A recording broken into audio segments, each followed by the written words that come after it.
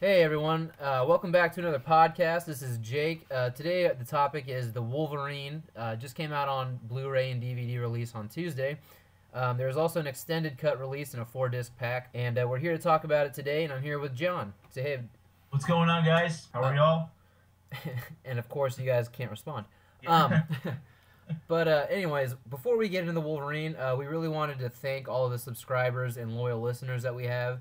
Indeed. This channel is now up to 278 subscribers, which is pretty cool. I had no idea we would get that many. We've had quite a few views. Our heaviest podcast is the Iron Man 3 two-part podcast we did. That had over 270,000 views. Pretty cool. Yeah, really want to thank everybody for listening. We try to come up with these. I mean, we love to talk about this stuff, so it's really good to have nice feedback, from listeners.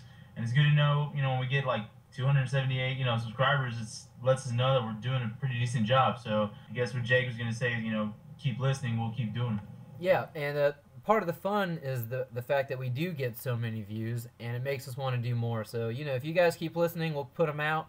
And like we said before, we're definitely willing to take some suggestions on topic ideas. So, throw them at us in the comments section. But we're going to get started here on the Wolverine. So, all right, so John, let's give us some initial first thoughts to the Wolverine.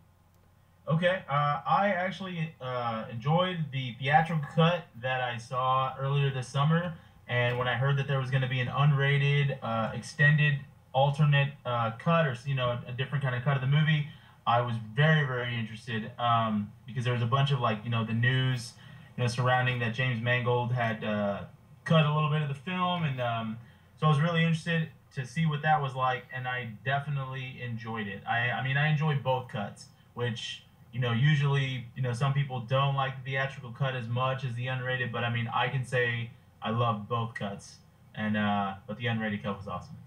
Oh yeah, dude. I enjoyed both cuts as well. Naturally, I think I enjoyed the extended cut more than the theatrical, just because of the added violence. I guess we get a little bit more insight into Wolverine's berserker rage, which is something that fans have been clamoring for since X-Men 1. So that Yep. was great to see. I don't think we saw it to its full extent, but this movie is definitely the Wolverine that you want to see. I mean, of all past incarnations of Wolverine, this is the one that feels most like the one that we know and love from the comic books. If you're a comic book reader and you love the Wolverine, this is the closest you've gotten so far to that guy popping off the panels and onto the screen. Agreed. Yeah, I mean, I definitely think just there was a little added, more of not to say that the Wolverine theatrical cut was not serious, but you just got a more serious tone out of the extended edition. I think it was the extended edition was for the fans. That was Oh yeah. definitely something you get to see. A little bit more action, a little bit more of those clips with the claws, and more. I mean, I guess you would call it Wolverine attitude. I mean, the guy was dropping F-bombs. I mean, there are more F-bombs in the extended cut than there was. I think I counted at least 4 or 5 X bombs or F bombs. Yeah. Yeah. So I mean, which it really gives me good faith to know that they're starting to understand it more. I mean, not that they weren't before, but I'm just saying the character keeps on getting perfected each time he's on screen. Which I mean, that's the help of Hugh Jackman and Especially James Mangold this time around. yeah. I think Fox gave him a little more leniency than usual. I think so, and I think honestly, I think it. I mean, if you want to say it started back with First Class, because that's when Wolverine had the least screen time. Yeah. He had about 30-second cameo, but in that 30-second cameo, that was probably he was more Wolverine right there than I'd seen in Origins. Yeah. Yeah. So, Go fuck yourself, bub. Yeah, yeah. So I mean, getting to hear him say that was nailing the character. Yeah, and you know what? That's what I wanted to talk about. This movie for me was much more a character piece than anything else, and I know there are people out there who disagree. That's fine, but this movie really was a character piece. This was focused on Wolverine and the journey that this guy goes through, but it really focuses on who he is. The internal struggle of the beast versus the man that looms within him, and really it plays on that motif of mortality, which I really dug, because Wolverine is by all definitions of the word immortal. You know, the guy could live forever pending some horrific, ungodly act of, I don't know, Satan to kill him. I mean, there's really nothing in the world that can kill him. And they got it right in X-Men Origins when they said you just spent $500 million making him indestructible, and he is. The guy can't be killed. Yeah. You know. I think. Go ahead. No, you go ahead.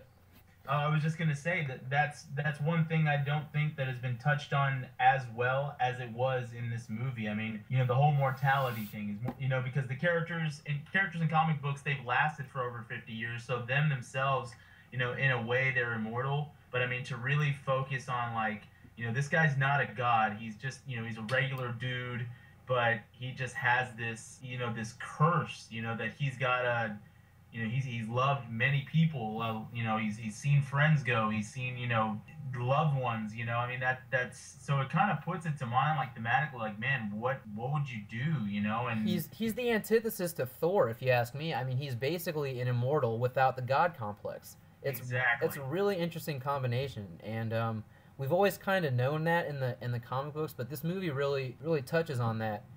And it gives you an idea that this guy has watched everything he's ever loved die, you know, and the kind of tragedy that comes with being an immortal in a world full of mortals. I mean, honestly, I think the movie from start to finish is just, like, so well done. I mean, that's such a good way, you know, because everyone knows that the movie specifically focused on the Japan storyline by Claremont and Miller, but I mean, even for it to start in, you know, Hiroshima.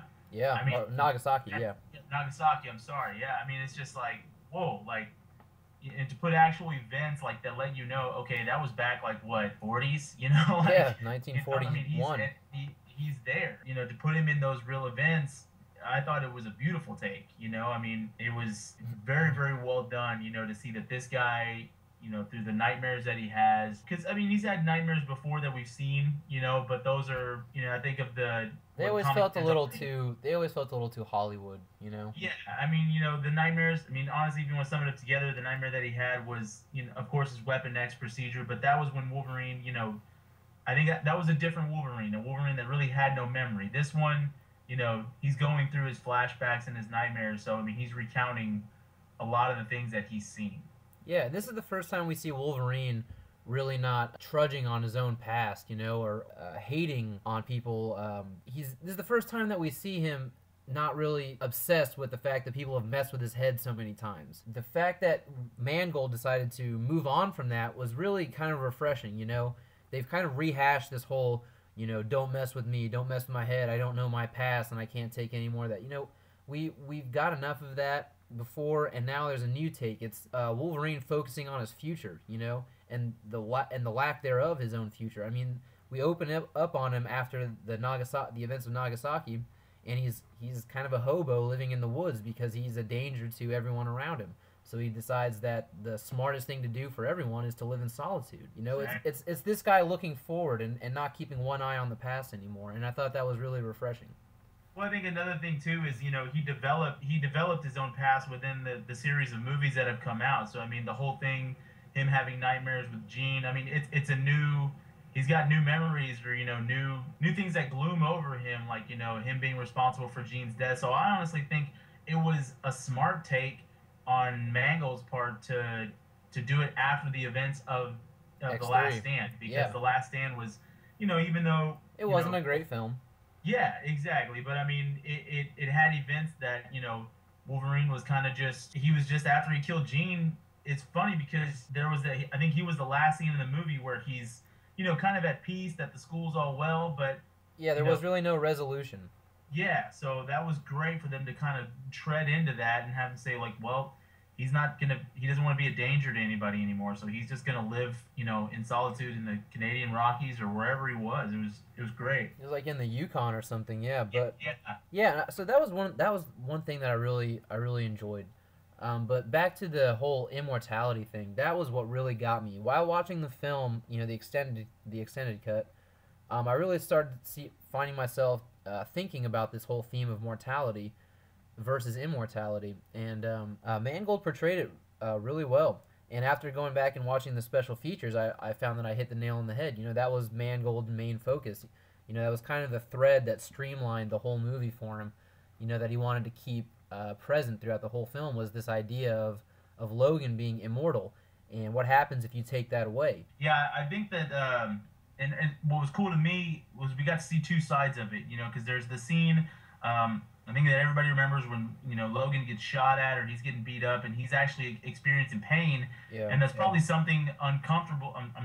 It's being uncomfortable to anybody, but I mean, for him to know he regenerates and everything, for him not to, he's got to be freaking out more than anybody. I mean, that's like something that has never happened to you that, just starts. But then what's funny is, when he's staying with Mariko and he's in that, kind of that Japanese farm, yeah, he starts to enjoy it. Like he's, when she asks him, "Are you okay?" He's like, "I'm tired," but he kind of thinks it's a good thing. He's like, I'm starting to feel normal for the first time in my life.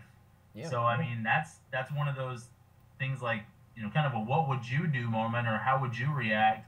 So I mean, I really like his take on how he, like, he really makes you sympathize and, really know the character more than you ever have. Yeah, I think Jackman definitely got into the character of Wolverine this time around more so than any other time. I'm not saying any of his other performances were weak.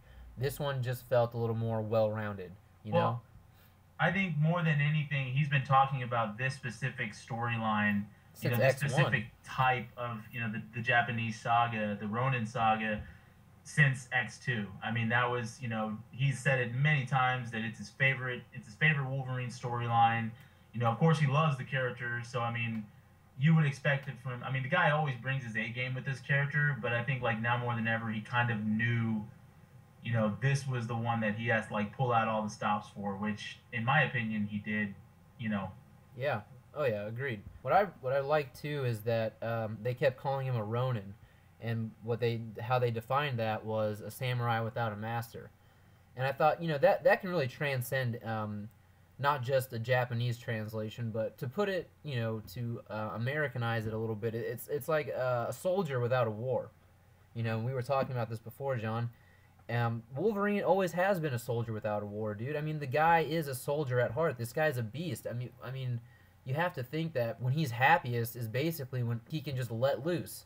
Because Yeah. the struggle with him is to always suppress that animal within him. And you get that. You get that underlying feeling throughout the whole film that at any moment, if you push this guy the wrong way, you're about to get fucked.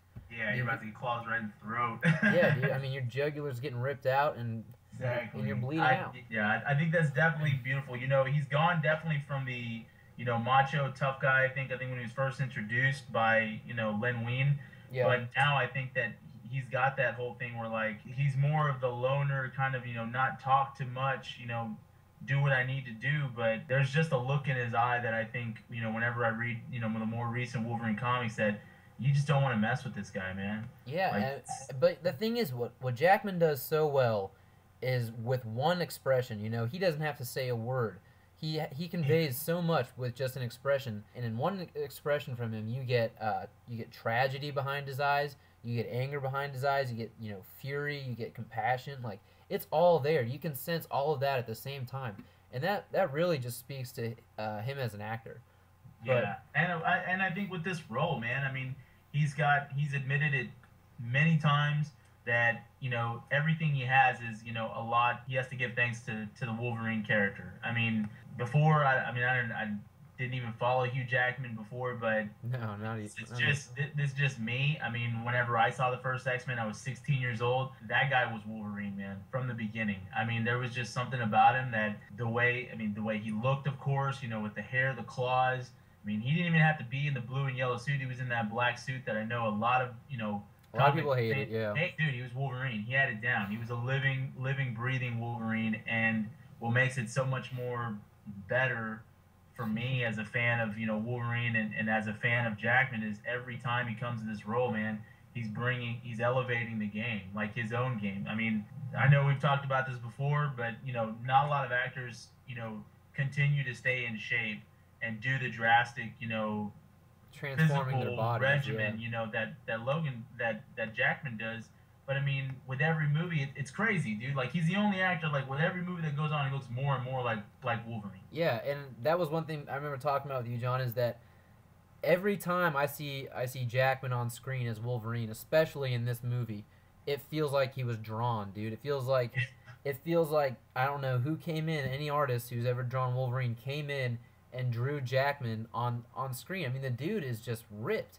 He's vascular as hell. He's a big guy, and each time you see him, he's got muscles just, protruding out and everything. It's just, I feel like you only see that in a comic book. It's not real life, but this guy did it. Yeah, he actually makes the effort to get that animalistic look. I've seen even in the X-Men Origins Wolverine, like that was I think his most drastic. Like, whoa, this dude got pretty vascular. Like he looks like an animal. Yeah, he like, got shredded for that one. Yeah, even though like the movie maybe story wise wasn't up to par with what people thought he looked most like Wolverine in these last two outings because he's got that kind of aged face a little bit, but still the guy is just. He is cut and he is huge. I mean, the guy is 6'3", so I mean, he has a presence.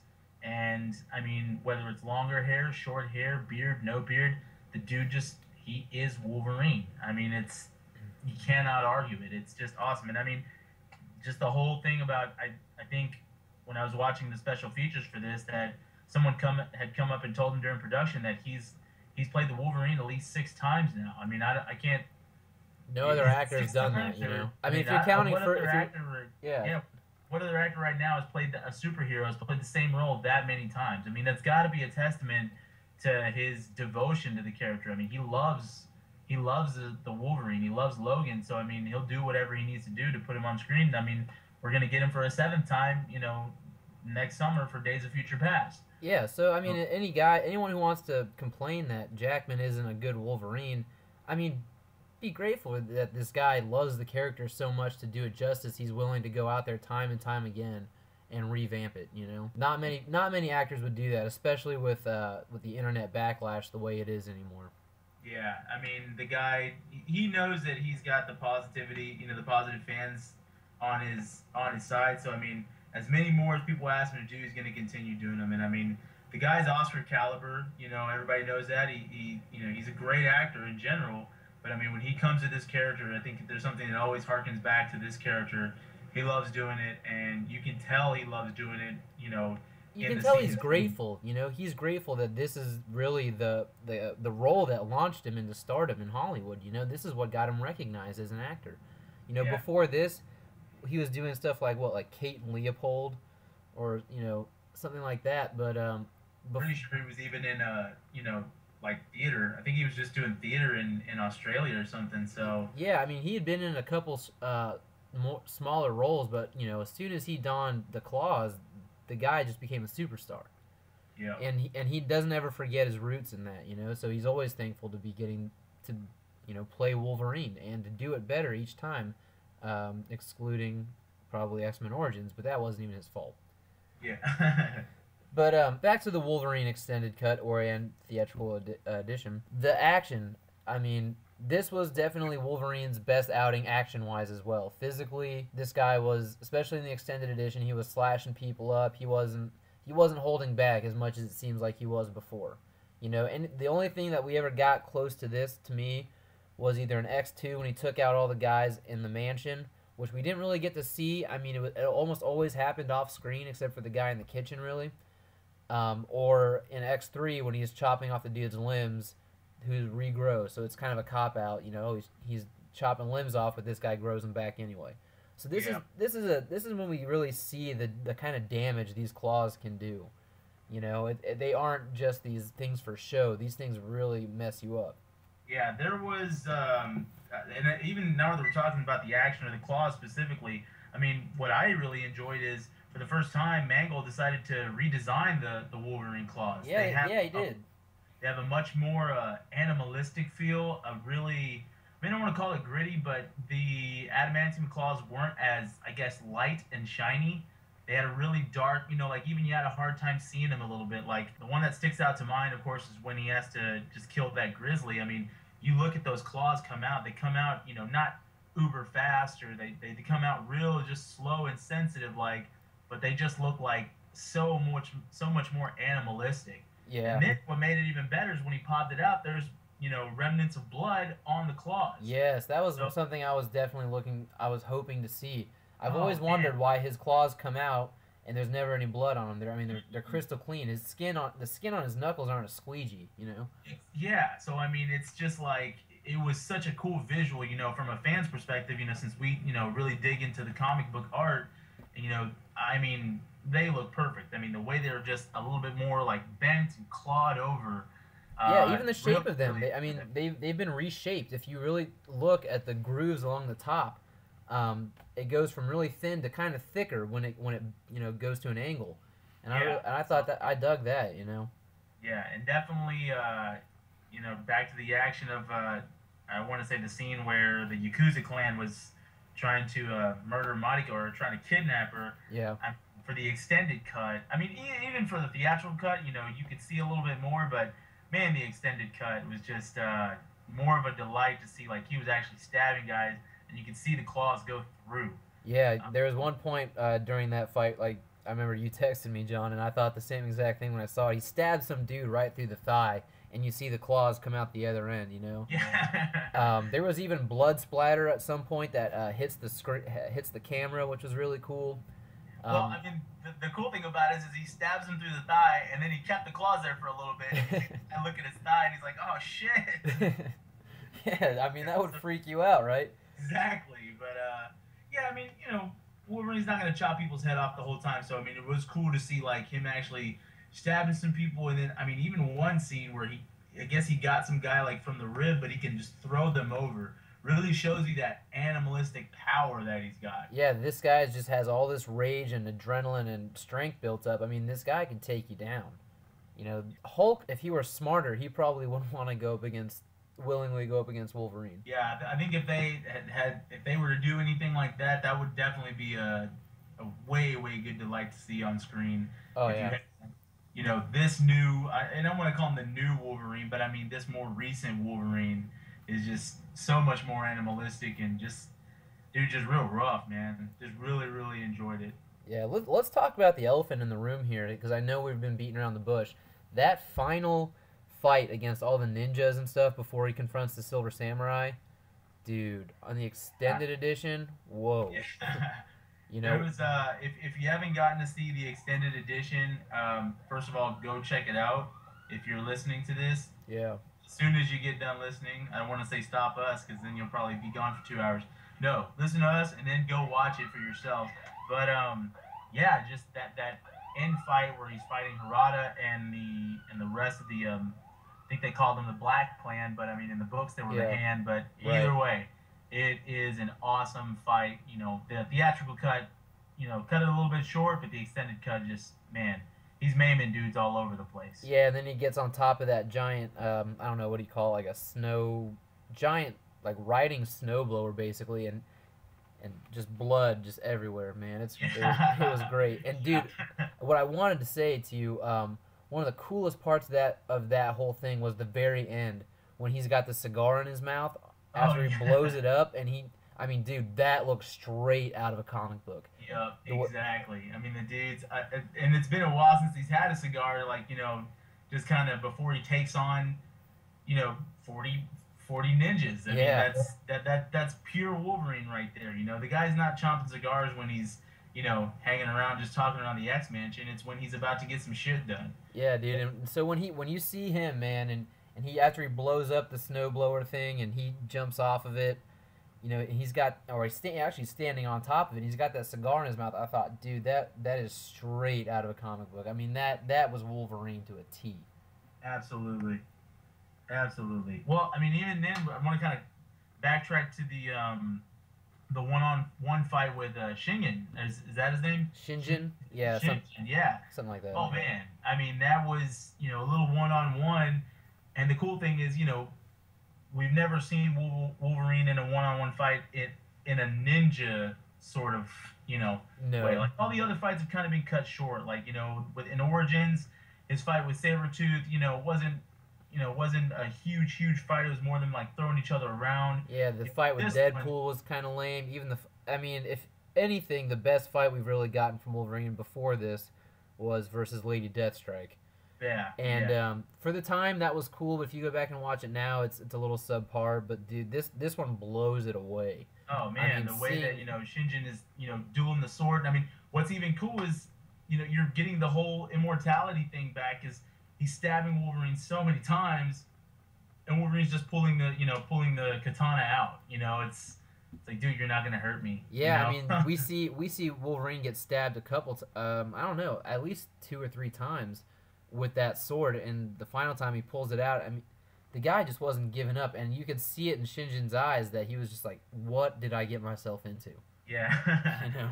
Even the cut on the face, and he turns around like, dude, Okay, if you guys have a big enough screen or a high def screen, watch that cut heal up right before they really go at it in that fight. I mean, you see the muscle striations and strands underneath the skin. I've never seen that before, dude. And I mean, it was such a subtle little nuance on of the movie, but that's just the kind of attention they paid in this movie. You know, he little cuts things like that. yeah, he cuts his cheek, and before it heals up, you can see the muscle striations and stuff underneath there. And I thought, man, they didn't just cop out and make it like an adamantium cheekbone showing through or anything. I mean, you see the muscle in it, and for some reason, the first thing I thought of was Old Man Logan. Yo, nice, nice. I kind of thought the same thing too when he had to basically take one claw and cut in to go to his heart. Oh yeah, dude. Back up. You're just like, dude, like I mean, really, this was more, going back to exactly what you said. This was the character piece for Wolverine, the definitive character piece that I think the best one you're gonna get, man. Because I mean, he's digging in his own body. He knows that he's gonna regenerate, but you kind of have that little scare that he is gonna pass. And then even that whole thing like attached to his heart, it's like, dude, that has got to just, doesn't make you too queasy, but just like, oh man, the dude's digging in his own body. Yeah, I mean that was crazy, and you could see his hands in the X-ray and everything, trying to get to his heart. That was good. One thing I want to really address about this film is that really sets it apart from any other comic book movie so far, John. And I don't even know if you've given this much thought, but think about how many female leads there were in this movie. You had Mariko, Yuriko, Jean, and Viper. You had 4 really strong, prominent female characters in this movie. We don't really get that. We didn't even really get that in any other X-Men movie. I thought that was really a weird, an interesting way, almost a Joss Whedon-esque way to kind of turn the comic book genre on its head. Because other than Wolverine, the most prominently featured characters were female. Mm-hmm. And that's not something you see very often in these movies, and I actually kind of enjoyed it. Yeah, I think one thing is, especially from the more previous, it was just a different take from the previous movies, because so many people, I guess, probably thought that, even though they were going to get a Wolverine movie, that it'd be like, oh, they're going to feature some other X-Men, or, there's going to be other people, and this more felt like, the Wolverine, story, but he had a good, cast of females to surround him, and I mean, they were all from the book, they were all comic book faithful, characters from the book that weren't made up. So, and I mean, they held their own, against, someone like Jackman, who was a seasoned veteran actor. I mean, these girls were really new on the scene. We both watched the special features, and we knew, and that's how I found out. But I think the girl who played Yuriko, I don't even think she really ever acted before. I honestly don't think any of them have, like, even the lady that played Mariko, she was, in the special features, she was talking about how this is the opportunity of a lifetime. Yeah. Which, I mean, yeah, it definitely is. And I think even the lady that played Viper, I think they were all models, dude. Viper, what was her name? Like Svetlana or something? Yeah, some Russian actress. I can't remember her name. Yeah, but now that I think more and more about these female characters, that's really Logan's only weakness, So it's basically like Mangold decided to weaken the character of Wolverine as far as he could, not only taking away his regenerative abilities for a short while, but he surrounds him with the only thing that that really makes him weak. Is his compassion and love for women. I mean, they're the really only things that get to his heart. Yeah, And we've seen that so many times in the comic books. I mean, Kitty Pryde. We saw it with Rogue in the X-Men films. and of course the Japan saga with Yuriko and Mariko, and even with Viper and Jean. I mean, these are the kinds of things that really break the character of Wolverine down. It's this emotional. I mean, quote unquote, it's in his emotional kryptonite. Yeah, Just he knows that there's something very innocent, about that which, like I said, like he was on his own. He didn't have to. He didn't have to go and help Mariko in this whole like journey when she wanted to. She was about to kill herself. yeah. In the scene where she's about to jump off, the bridge, or not the bridge, but I guess whatever their It's state like a was. balcony, right? He just stepped right in. So I mean that shows you that Wolverine, as animalistic as he is, he does have compassion, and a lot of it, is for the women folk. Right, So but I mean, it's almost a primal instinct. You know what I mean? Even the most primitive of animals, they're protective of. A lot of them are protective of the females in the pack. It's almost a territorial thing. So I think it's an interesting little play that that Mangold does with the Wolverine, because I mean, surrounding him by the one thing that can really get to him. I mean, he even sends Yuriko to recruit him. You think you would have had the same effect had he sent a man? I probably not. absolutely not. That's a good point, dude. That's actually a very, very good point. I don't think Wolverine would have gone along with it. He would have been like, you know what, go fuck yourself, bub. Yeah, yeah. I mean, it happened in the last movie. Yeah, yeah, exactly, right. Yeah, the professor and Magneto going up and asking for a favor. He's like, yeah, no. Yeah, but Go if you had fuck sent Jean Grey or Mystique, you never know. Been like, So, I mean, this movie, it really plays on a lot of different levels with the Wolverine for me. And that's what I like to see. I like to see the depth. I like to see the levels, you know? We don't get a flat performance from Hugh Jackman at all. And it's great. And it's definitely the most definitive Wolverine we've seen so far. They've talked about, Mangold's already talking about doing a Wolverine 2, saying that though it would not fit into the established X-Men timeline, which you never know. He could renege on that, and it might. I'm really interested to see what he can do next. I mean, he's established his footing within the Wolverine franchise. Where well, does he take it from there? yeah. Speaking of, where does he take it from there? I'll just go ahead and interject about the most talked about thing, like with Wolverine, which was that alternate ending. Ah, yes. With the costume, the iconic costume making an appearance. That was just icing on the cake for me. That was just such a cool thing to know that was going to be on the Blu-ray. I mean, it is important to a lot of fans. You know, To be Costume is key. right. The visuals are key. But I have to agree with what some people do say about the X-Men universe is that they're more the mutants rather than superheroes. Yeah. So it is a lot more challenging to get them in, superhero tights or armor or something like that. And even more in the recent comics, Wolverine he's had different changes. He's not someone who's always in the blue and yellow spandex. He's No, he's been not. in his jeans and his wife beater, Or his his sleeveless jacket. shirt. Yeah. He's been in plaid, and his flannel, whatever you want to call it. I mean, he's got a different wardrobe. So, and a lot of that is also because of the help of the movies. And I think that was also just one thing though when they did that, and even the way that they did it, opening the box. To me, he didn't need the costume in this movie. No. I mean, yeah, I won't lie to you, it would have helped. Seeing that right there lets me know, okay, if Jackman is going to do more, and there's going to be more, and I mean, here we're going to talk about in a little bit the future of the franchise, seeing that costume and seeing the way it was done, because I mean, let's even talk about that. It's one of the hardest costumes to translate, I think, in comics. Oh yeah, dude. There's not many more that would be more difficult to translate onto film than that one. But what the great thing was to me is that not only did we get a glimpse of the suit, but how well done it was. There was Yeah. obvious money and time put into something that never even made it on screen. Yeah, absolutely. And it was just cool to even know the facts behind it. Mangold had said, I guess when they released it, because they released it about a month before the Blu-ray came out. Yeah, and it just blew up on the web. Oh man, it was just crazy how people like finally Wolverine's, his costume is revealed, and what a cool costume it looked like. Right. And the story behind it, Mangold said he didn't tell anybody, he didn't tell any Fox executives, he didn't tell any producers. He said he spoke to a prop team and he said, make me something cool just for this scene. and he shot it and put it in there.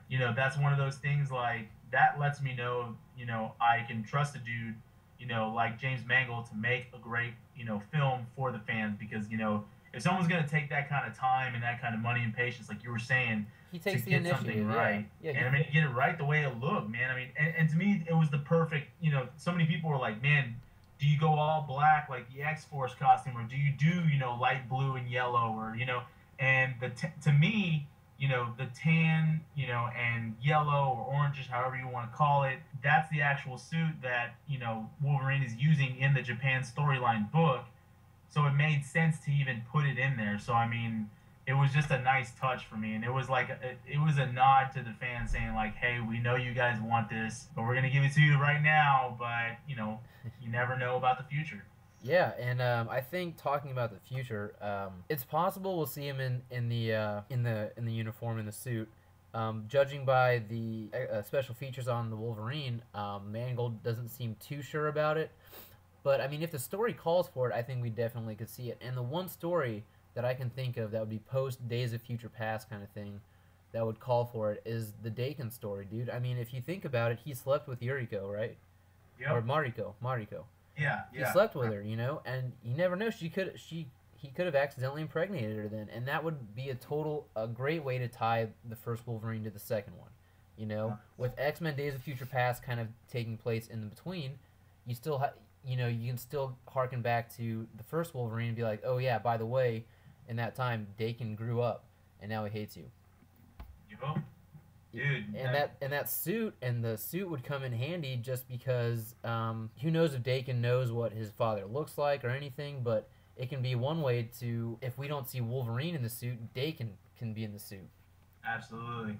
You know, Because I so, mean, that Yukio's the one who she's the one who had it for him. So yeah, that was a cool thing. You didn't really know how. I mean, the box with the suit was just there. right. So you don't know if it was from Yukio. You don't know if it was from Mariko. I mean, it could have been from Yoshida. Yeah, if you pay attention, that box is ornated and decorated with symbols that I didn't really recognize, but it could very well be Japanese symbols for something that if we were a little more well versed in the language, we might be able to uncover a little bit more. And like I said, it's the little things that we've been talking about, like that costume. The scene where he's in, the samurai. I guess The robe. yeah, the robe. Yeah, I mean, that was that was great. they're images that come like they're right out of the book. So I mean, like we've said before in other podcasts, I much preferred a movie like this than a direct adaptation. Yeah. Because if it was a direct adaptation, I would have walked out of the movie being like, man, I could have just read the book. So Yeah. I was happy to be surprised. The mortality thing that you touched on, perfect. I mean, like I said, man, I was very, very pleased. I mean, I walked into this movie definitely excited, as much as other, fans want to, not be negative about it, but just, not very favorite for some reason. Yeah. I walked in expecting good, and I got great. Yeah, I walked in with my expectations a little abnormally low for me with these comic book films, and I came out pleasantly surprised. And I will say I enjoyed the theatrical cut more, or the extended cut more, sorry. And so after I watched the extended cut, I was so hyped up, dude. I was walking around my house, snick with my fingers, pretending to stab my parents and shit. Like, Well, I mean, even like when I got your text message, you're like, dude, I'm so happy that I have this movie right now because it's in my collection. Like, now I yeah, can watch it whenever I want. It's like, yeah, man, I know. Like, I mean, I'd only seen the Wolverine twice in theaters. I only You saw it know, once. yeah, I'd seen it twice, and but they were both, separate times. I saw it once the weekend of release, Yeah, and I think I saw the other one like back in September at a dollar movie. Getting to see it again, and I saw both cuts, and it's Thursday, so I watched the theatrical cut the day that I got it, and then I watched the extended cut a little bit after. Just so I could actually see what the comparisons were right. The between. differences. Yeah, Yeah, and I mean, you spot them, and they're great, man. They were awesome.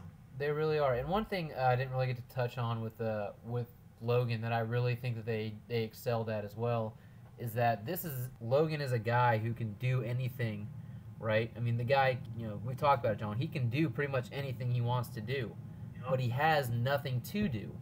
You Yeah. know, it's the guy with almost all the power in the world with no purpose. Yeah, And and I think that's one of his that's one of the things that keeps on intriguing us about this character. yeah, And I think that's why he's still continuing to go on. I mean, yeah, other than Spider-Man, movie wise, he's Marvel's most prominent, movie star. If you want to, quote unquote movie star, he's been in 6 movies. He's highlighted them all. I mean, all the movies have done financially well. right. So that's got to say something that not just core fans but general audiences, they are always intrigued about this character. I mean, we all know that Wolverine has been the most famous X-Man of the team. Yeah, So for sure. I mean, it only makes sense for him to. He's intriguing. I mean, that it's one of those things, one of those traits that he's got all the power to do something, but he has nothing to do. Yeah, and I think So that's kind of where we see Wolverine for the first time in present day in the movie. Like I said, living out in the woods of the Yukon and stuff like that. But it's such a weird notion. It's something that it's really almost inconceivable for us because we know someday we will die. But this guy's been around for 200 years, right? yeah, And what do you do in all that time? What do you do after the people that you've loved you've lost? But you still maintain the immortality. You still maintain the power. But what's your real reason for going on? And so something I kind of want to look into is what was really his motivation for going to see Yashida. Why was Yukio really able to persuade him to go with her to Hong Kong? I think it was definitely. I mean, of course, it was what she said, and I think for the first time he's never actually heard that before, Well, which makes you basically telling him, you're a soldier, and you've been seeking what all soldiers want to seek, which is an honorable death. yeah. And I mean, So I do you think think whatever. so do you think he went there looking for a way to die? I think so. I think he was like looking for an end, and I mean, maybe this. I guess when you've been around for 200 years, man. I mean, and someone gives you an option, it's like, well, might as well. Yeah, You and know, what's so cool to think about, it's a total counterculture to your typical superhero comic book films. I mean, this guy isn't just an anti-hero. He's almost I mean, I wouldn't even know what to call him. I wouldn't necessarily say an anti-hero. He's like an accidental hero almost. Yeah. The guy is really at heart anything but a hero. Yeah, he has these old-fashioned traditional gentleman kind of ideals and values when it comes to women and the way you respect and treat people, but I mean, this guy really doesn't give a shit either. Yeah. It's really an interesting contrast in his character. Which is one of the reasons he even went in that bar. I mean, he just didn't give a shit. He's like, you know what? These guys killed. These guys hurt a bear. I'm gonna go hurt them. Yeah, and I You know. love that too. He smashes the bottle over Wolverine, and I've loved it, dude.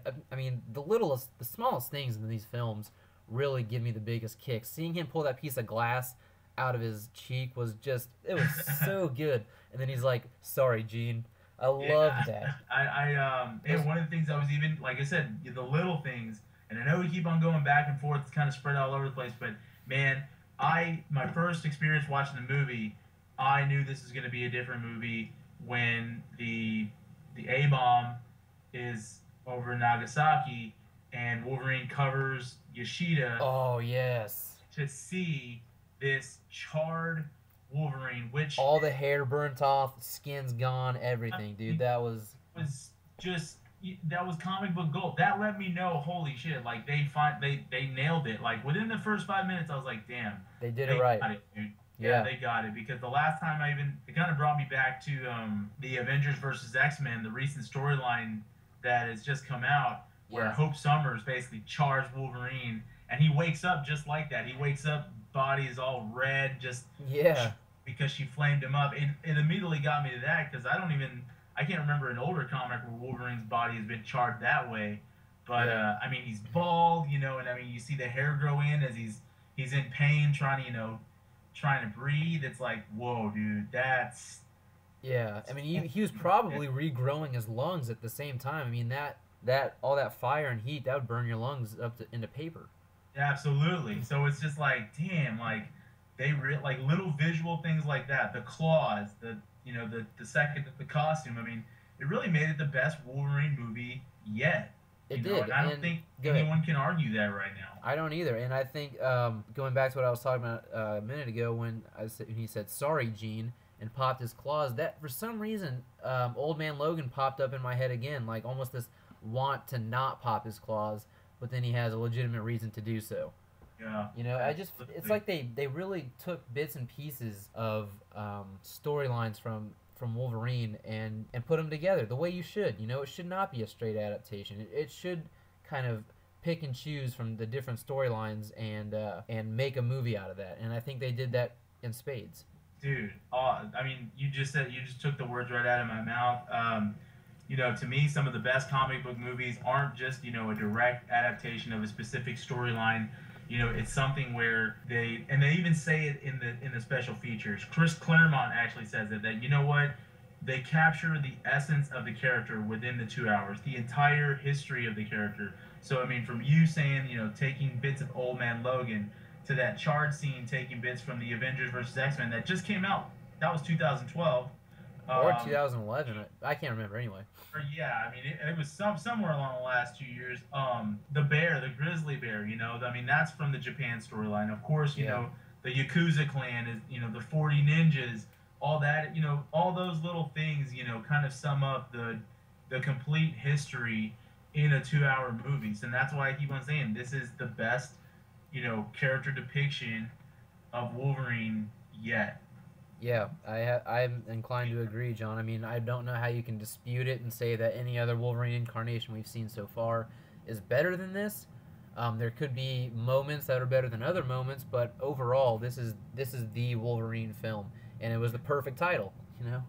And I honestly think, I mean, and it's not calling anybody out, you know, everybody has their judgments, but at the same time, I think if you really try to argue that this was not the definitive Wolverine movie or that this wasn't a good movie at all, you're probably basing off past executions within the Fox universe. And if you're doing that, then that's not the way to go into future movies. And that's a double standard for all the people, you know, claiming that everything should be so comic book accurate, because this is also the most comic book accurate Wolverine we've seen as well. Exactly. If you're judging the movie because Wolverine is, or because it's huge, and this is like straight out of Chris Claremont's mouth, so anybody who has the DVD or the Blu Ray, go and watch special features. The guy that wrote the damn book says just because Hugh Jackman is 6'3" and Wolverine is not, that doesn't matter. He is Wolverine. And if the writer of the most famous Wolverine comic says that, I'm going to go with what he says. Yeah. Just because he's not wearing the costume doesn't matter. It doesn't take anything away from this being an awesome movie. And they even show you the costume. So, yeah, that should end the debate right then and there. No more even needs to be said. Exactly. You know, straight from the horse's mouth. Shut up. Yeah, I mean, come on, you know, quit crying. Yeah. Yeah. Well, John, do you have anything else you want to talk about before we get into the final part? The what? The final thing that we wanted to talk about? No, man. Like I said, first of all, if you're listening to this and if you haven't seen the Wolverine at all, you need to go see it. And if you haven't seen the extended edition, you need to go buy it, rent it, something. Yeah, you need to go find a friend who does have it, or you know, bootleg, because it is a good. Well, don't bootleg it. No, don't bootleg it. Don't bootleg it now.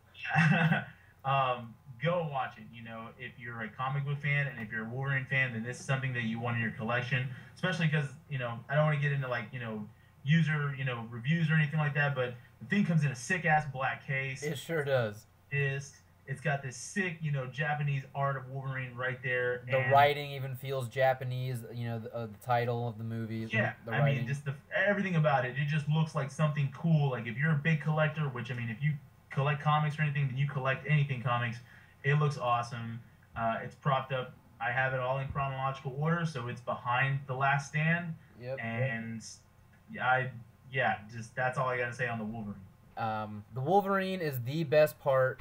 The best movie that Fox has put out so far. The best X-Men movie we've seen, and the best things we've seen since Nightcrawler and X-Men 2.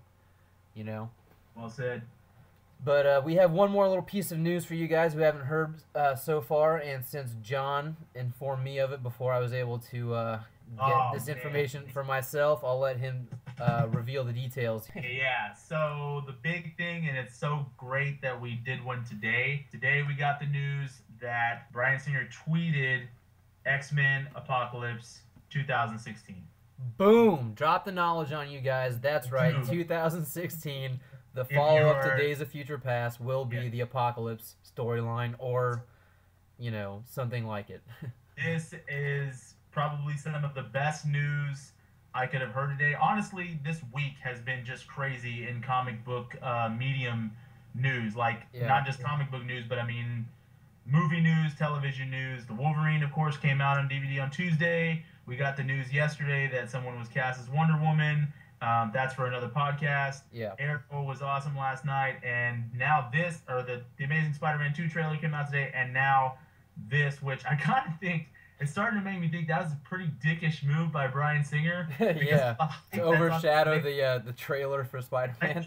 And he did the Like, same thing with Quicksilver. I mean, come on, like really, like, you know, and it's another Marvel movie. It's like, I don't know if that's Fox, you know, being like, hey man, yeah, tweet that right now. Tweet that shit now. Yeah, just let them know, because I mean, this is huge news, man, because this really, what we've been saying, and we're not trying to say that the other past X-Men movies are bad. I've loved them, but they've always been, you know, about the mutant versus human, you know, prejudice, you know, bigotry kind of deal. Days of Future Past, which is coming out next month, is the first X-Men film that is involving time travel, and that's mixing... And the Sentinels. Yes, and the Sentinels, which is another faithful part of the X-Men. And you can hear the excitement in my voice because I'm just really excited for this movie because, one, it's one of the most famous X-Men story arcs ever. Two, it's mixing both versions of the franchise. You know, there's the X-Men First Class meeting with the original cast, so it's cool to see the originals kind of come back. They're bridging the gap between the two to make it, you know, one universe, which is going to be great. Exactly. It's unifying the universes to make one, and then to know that after this unified universe, which sounds weird, but now they're going to go into the Apocalypse storyline. That just gives me good hope that now Fox has kind of they know what they're doing now. Yeah, and you know what? I know there's going to be a lot of people, both good and bad, talking about this movie. Let's also keep our expectations in check, guys. This is Bryan Singer, and I'm not taking anything away from the guy, but this version of Apocalypse that we will be seeing will probably be a non-literal interpretation. It will be an interpretation, something maybe more like Bane from The Dark Knight Rises or something. We don't know. I mean, I'm just speculating here, but I'm trying to keep my expectations in check because I love Apocalypse. He's one of the coolest villains the X-Men has ever had, right up there with Mr. Sinister. And so I'm just hoping that I really want, you know, the faithful adaptation, but I'm thinking we're going to get an interpretation instead. All right, so let's get our closing statements in right here. Nice. So yeah, I can't wait for that. I can't wait for Apocalypse. That's badass news. Yeah, definitely. Anyone who knows anything about the X-Men should know Apocalypse and how exciting this little bit of news is. But that's another podcast for another day, guys. I think we're going to wrap things up here. If John has anything else to say before we close out. Appreciate you guys listening. Please put feedback. That's what we do these for. And if you have any questions about anything else, I mean, we'd love to talk about it on here. I mean, I know that's always a good thing for us to take, you know, a question that somebody has, and, you know, we can make a whole podcast about it. Yeah, definitely. Right there along with John. If anyone has any ideas, leave us some feedback, negative or positive. Either are welcome. We like to learn from what we're doing and however to make it better and make you guys want to listen to more. You can start a flame war with us. We can do this all day. Oh, all day. But hey, go check out the other podcasts if you haven't. We just recently did one on the comic book movies of 2014, along with a spoilerish short review of Thor: The Dark World. Before that, we did one on the Flash TV show just first being announced. So go check those out. Tell us what you think. And until next time, guys. We will talk to you later. Peace out, guys. Have a good one.